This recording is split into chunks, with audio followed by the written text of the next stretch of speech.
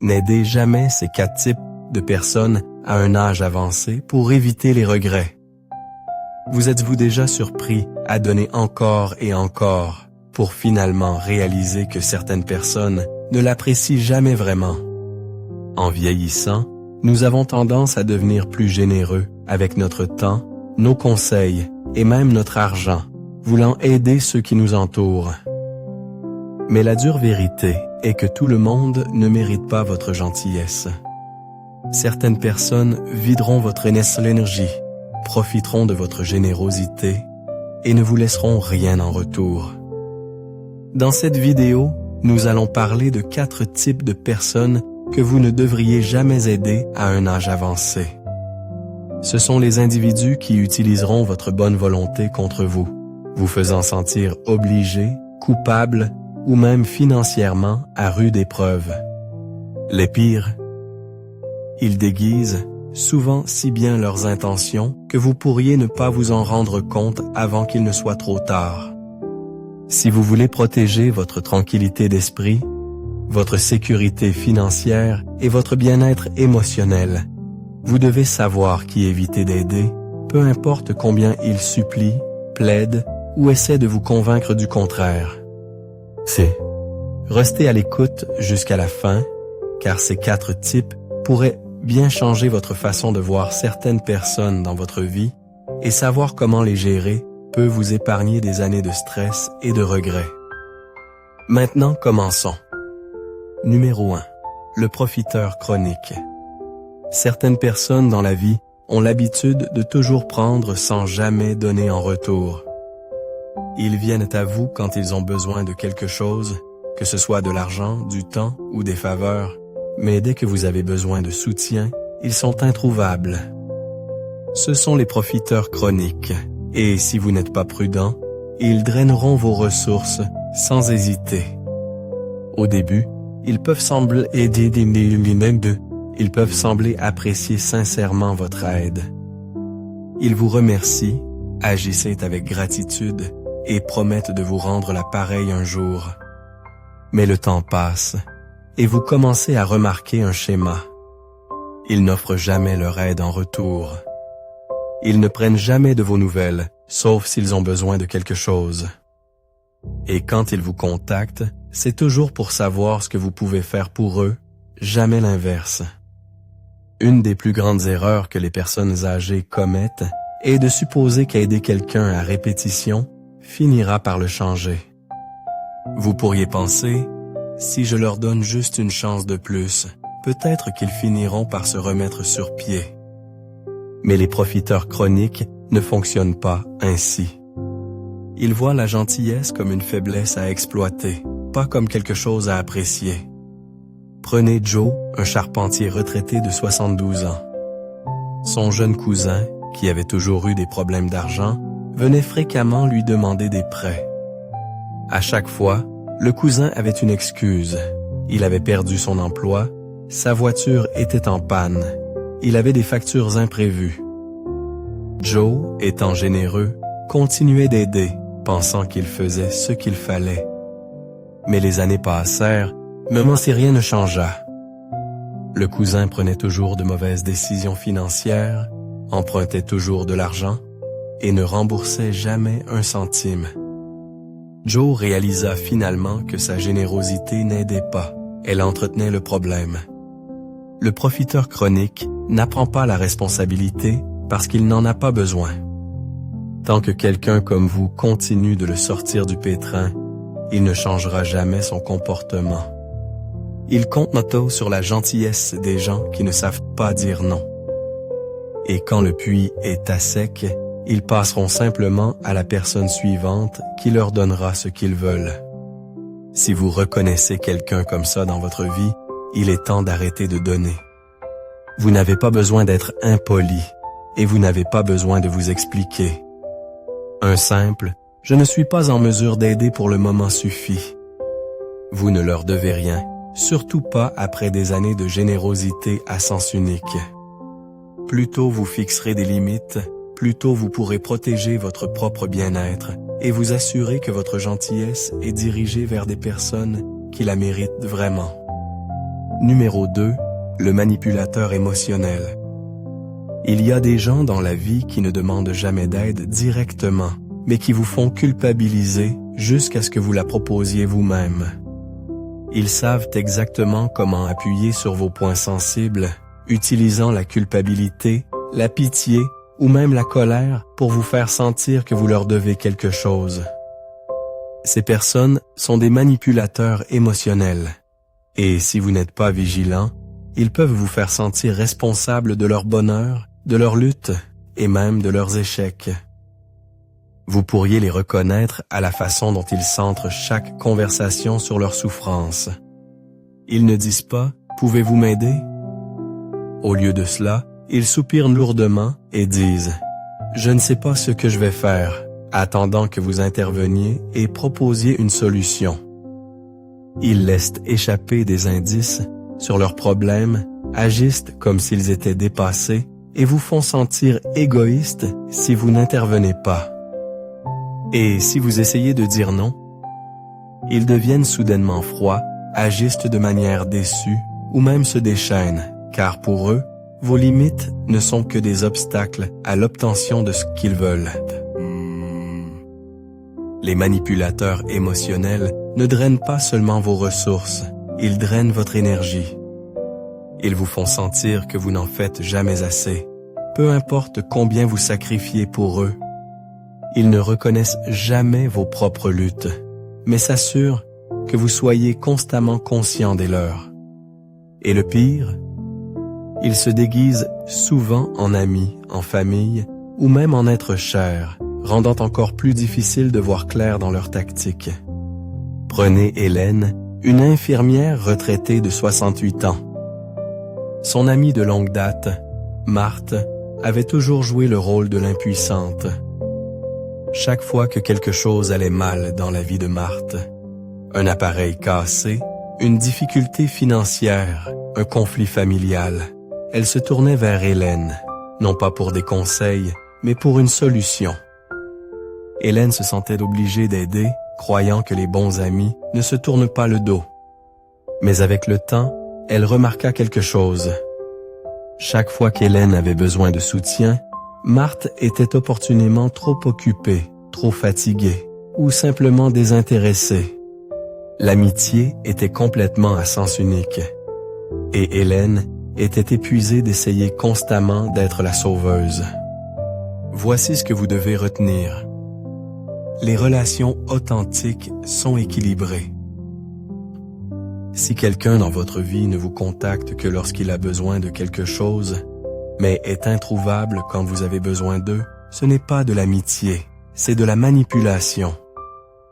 Et s'ils vous font sentir comme une mauvaise personne pour avoir fixé des limites, c'est une raison de plus de prendre vos distances. Vous n'êtes pas responsable de régler les problèmes de tout le monde. Vous avez le droit de dire non. Vous avez le droit de vous prioriser. Et vous n'avez pas à justifier votre décision à qui que ce soit. Les personnes qui tiennent vraiment à vous respecteront vos limites, et celles qui ne le font pas, elles n'étaient jamais vraiment de votre côté pour commencer. Si vous regardez toujours cette vidéo et trouvez ces informations précieuses, merci de commenter numéro 2 ci-dessous pour me faire savoir que vous êtes là. Et si vous n'êtes pas encore abonné, je vous recommande de vous abonner et d'activer la cloche pour ne manquer aucune vidéo. Votre soutien nous aide à continuer de créer du bon contenu pour vous informer et vous inspirer. Maintenant, continuons. Numéro 3. Le dépensier irréfléchi. L'argent peut être un sujet sensible, surtout lorsqu'il s'agit de la famille et des amis proches. Beaucoup de personnes âgées ressentant une responsabilité d'aider ceux qu'ils aiment, surtout si un proche est en difficulté financière. Mais il y a une différence entre aider quelqu'un qui traverse une période difficile et renflouer quelqu'un qui prend constamment de mauvaises décisions financières. Si vous n'êtes pas prudent, la mauvaise personne peut vider vos économies et vous laisser dans une position vulnérable, tout en continuant ses habitudes dépensières. Le dépensier irréfléchi est la personne qui semble toujours être en crise financière, mais n'apprend jamais de ses erreurs. Ils vivent au-dessus de leurs moyens, accumulent les dettes et font des achats impulsifs. Pourtant, chaque fois qu'ils manquent d'argent, ils s'attendent à ce que vous interveniez et régliez le problème. Ils pourraient vous dire que c'est juste cette fois-ci, mais dès que vous les aidez, ils trouvent un moyen de se retrouver dans la même situation. Au début, leurs demandes peuvent sembler raisonnables. Peut-être demandent-ils de l'aide pour le loyer après avoir perdu un emploi.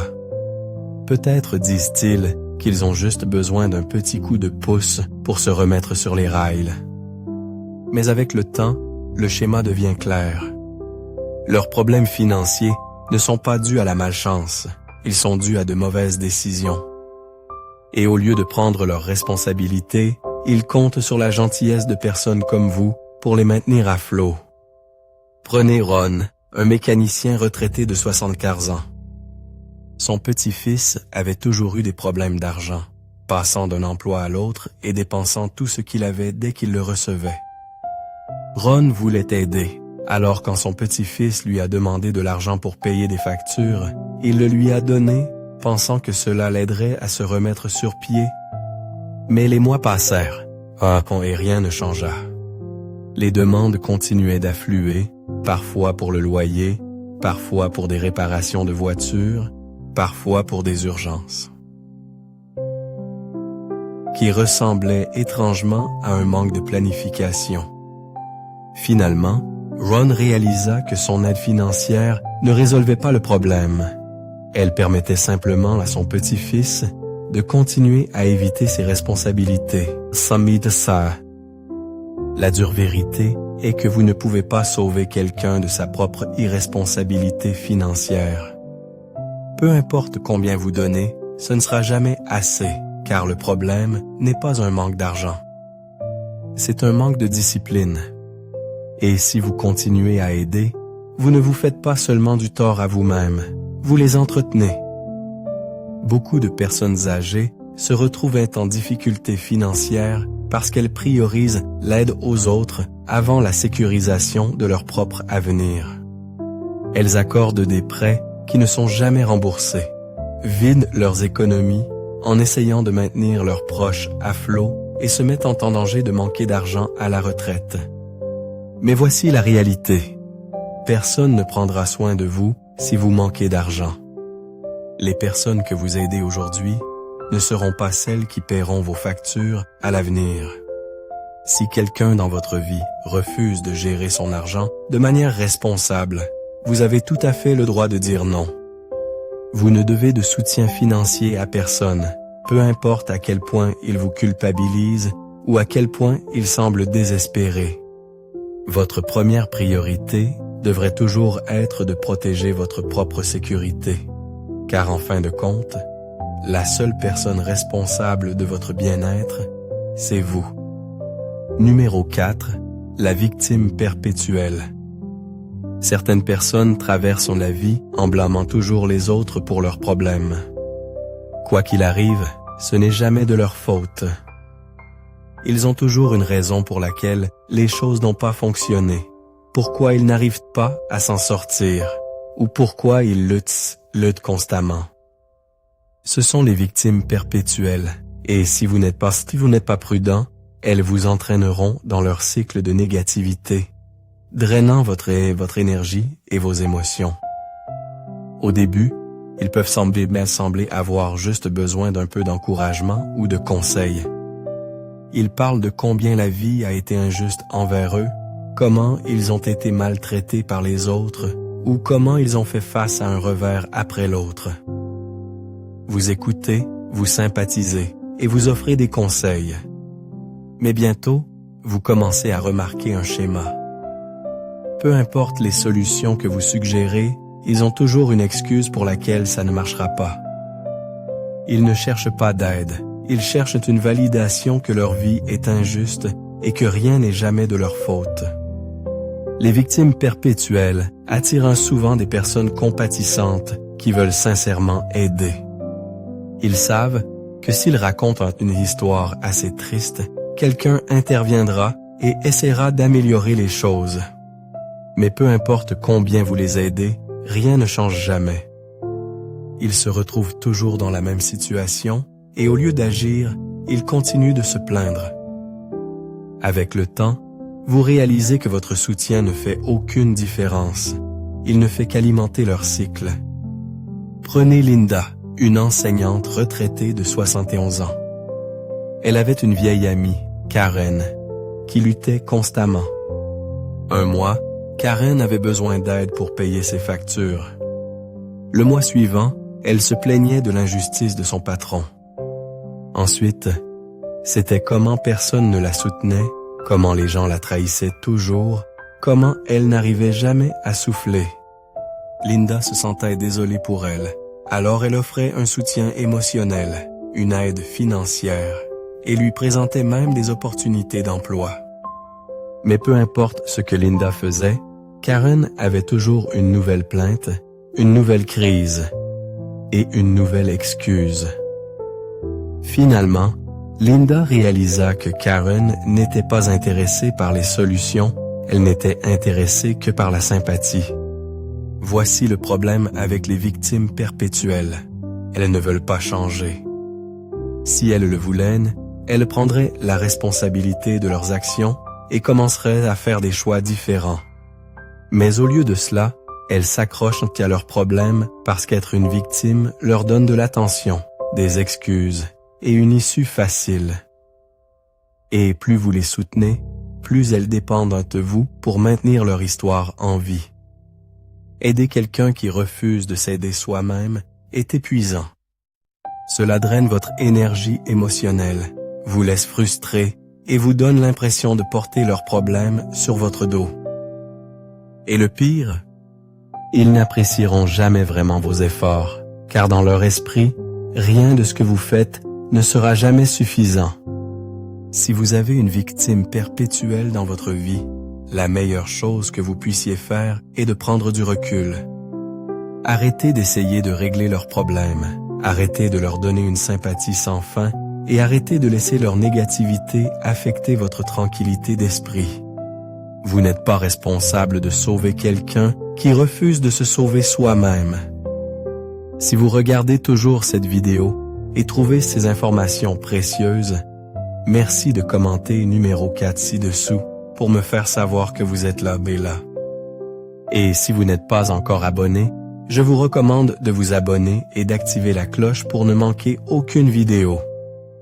Votre soutien nous aide à continuer de créer du bon contenu pour vous informer et vous inspirer. Maintenant, continuons. Réflexion finale. Alors que nous concluons cette vidéo, prenez un moment pour réfléchir aux 4 types de personnes dont nous avons discuté. En avez-vous rencontré dans votre propre vie? Peut-être vous êtes-vous senti vidé par quelqu'un qui prend constamment sans donner en retour, ou peut-être avez-vous été manipulé et culpabilisé pour avoir fixé des limites. Si l'une de ces situations vous semble familière, il est temps de protéger votre bien-être et d'arrêter de donner votre temps, votre énergie et vos ressources à ceux qui ne le méritent pas. Vieillir devrait être une période de paix, pas de stress. Vous avez travaillé dur, construit une vie et appris de précieuses leçons en cours de route. Ce n'est pas le moment de laisser les profiteurs chroniques, les manipulateurs émotionnels, les dépensiers irréfléchis ou les victimes perpétuelles vous priver du bonheur et de la sécurité que vous méritez. La clé d'une vieillesse épanouie est de choisir judicieusement où investir votre gentillesse. Aider les autres n'est pas une mauvaise chose. C'est le signe d'un bon cœur. Mais tout le monde n'est pas digne de votre générosité. Vous n'êtes pas obligé de régler les erreurs des autres. Vous n'êtes pas responsable de sauver quelqu'un qui refuse de se sauver soi-même. Et vous ne devez pas votre temps ou vos ressources à ceux qui ne font que prendre sans jamais donner en retour. À partir de maintenant, engagez-vous à vous prioriser. Entourez-vous de personnes qui vous apprécient, respectent vos limites et ajoutent de la valeur à votre vie. Votre temps est précieux. Utilisez-le sagement. Merci de nous avoir rejoints aujourd'hui. Nous serions ravis d'avoir de vos nouvelles. Laissez un commentaire ci-dessous et partagez une chose que vous avez apprise aujourd'hui et comment vous prévoyez de l'utiliser dans votre vie. Vos pensées sont importantes pour nous, alors n'hésitez pas à les partager. Lire vos commentaires nous motive et nous encourage grandement. Si vous avez apprécié cette vidéo et l'avez trouvée utile, merci d'aimer, de vous abonner et de partager. Votre soutien nous aide à continuer de créer du bon contenu pour vous informer et vous inspirer. Merci de votre attention et nous avons hâte de vous retrouver dans la prochaine vidéo.